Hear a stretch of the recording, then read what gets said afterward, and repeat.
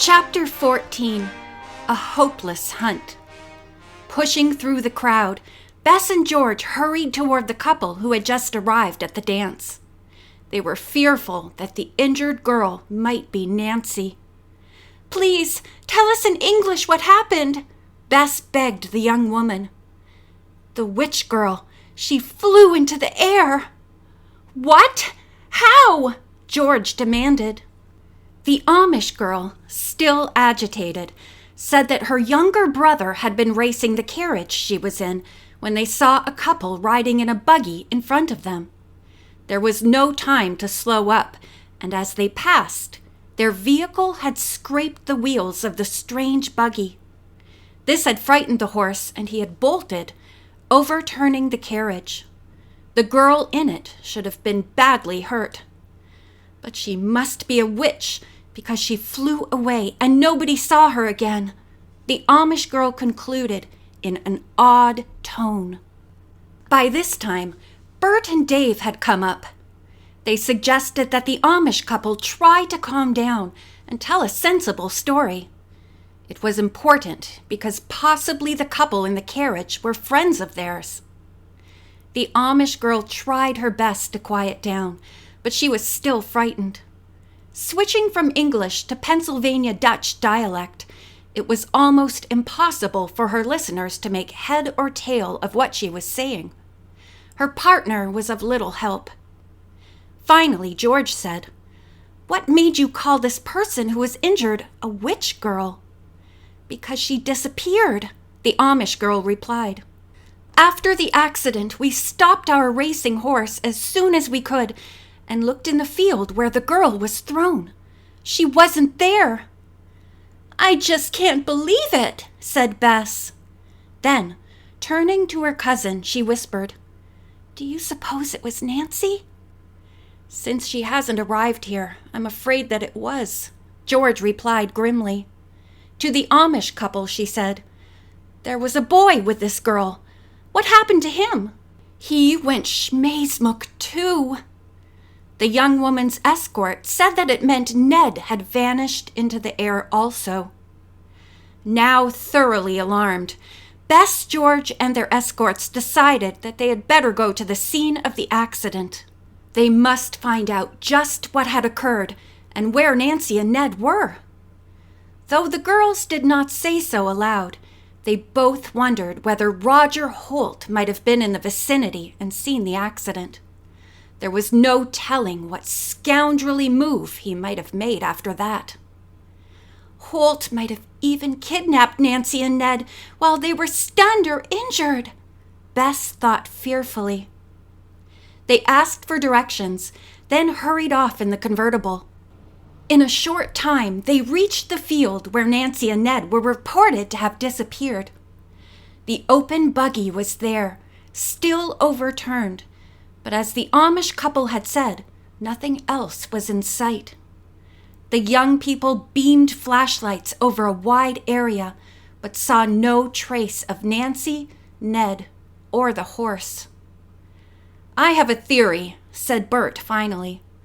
"I believe Nancy and Ned weren't badly hurt. They probably got up at once and ran after the horse. By the time that Amish couple ran back, Nancy and Ned were out of sight." "But if Nancy and Ned are all right, where are they? Why didn't they come to the dance?" Bess asked. Dave spoke up.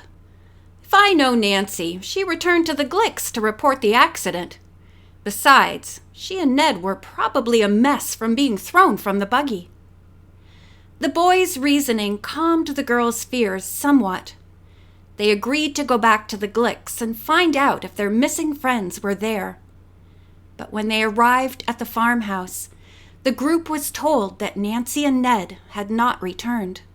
Upon hearing the story of the accident and the strange disappearance, the cobbler and his wife became alarmed.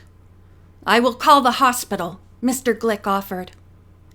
He talked for several minutes with the admittance clerk, then waited while she checked the hospital's records. At last, she told him that neither Nancy Drew nor Ned Nickerson had come in for treatment. "Maybe the police came and picked them up in a patrol car," Mrs. Glick suggested. Her husband once more picked up the phone and made the call.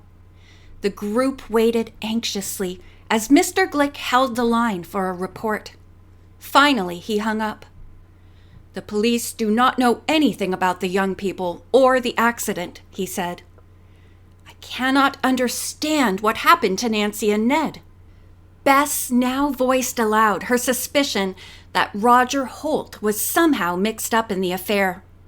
Her alarm was infectious, and soon everyone in the room was suggesting dire things which might have happened to the missing couple. Presently, Bert stood up. Annoyed with himself for becoming pessimistic, he suggested that all their fears were probably groundless. "Maybe Nancy and Ned stopped somewhere else to freshen up and are now at the dance," he said. "They're probably wondering where we are." "You have a point there," Dave agreed. "Let's go back to the dance and find out." Deciding that action was better than sitting around worrying, the girls accompanied the boys. When they reached the Fisher farm, the girls hopped out of the car without waiting to be helped and rushed inside the barn. Bess stepped onto a bench along the wall so that she could look over the dancers' heads. Every couple on the floor was Amish. "Nancy and Ned are not here," Bess said miserably, as tears of anguish began to fill her eyes. "Oh, George, what are we going to do? I'm terribly worried." Just then, Bert and Dave, who had been making inquiries among a few couples outside the barn, joined the girls. They held a council of war, but none of them could come up with a suggestion about where to start searching for Nancy and Ned. In despair, the four went outside and climbed back into the convertible. They sat there in silence, each one trying to figure out the problem and how he might help to solve it. Then they decided to drive back to the Glicks, hoping Nancy might have returned there by now.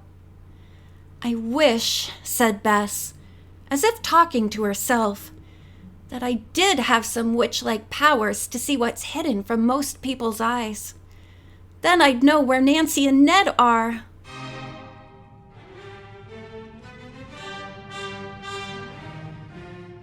About 3 miles away, at this very moment, the missing couple were on a sleuthing mission. Seated astride the horse which Ned had hired for the evening, they were riding along a lonely road in complete darkness. The animal still wore its blinders, and the long reins were looped lightly around the riders.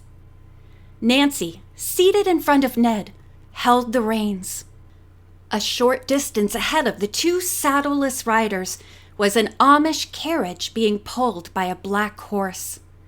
The couple were trailing it, trying to keep from being noticed.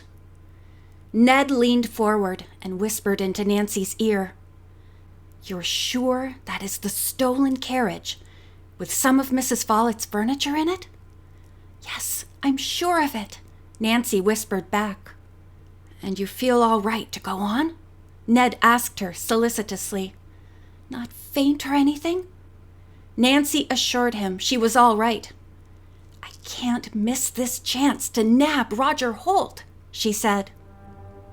End of chapter 14.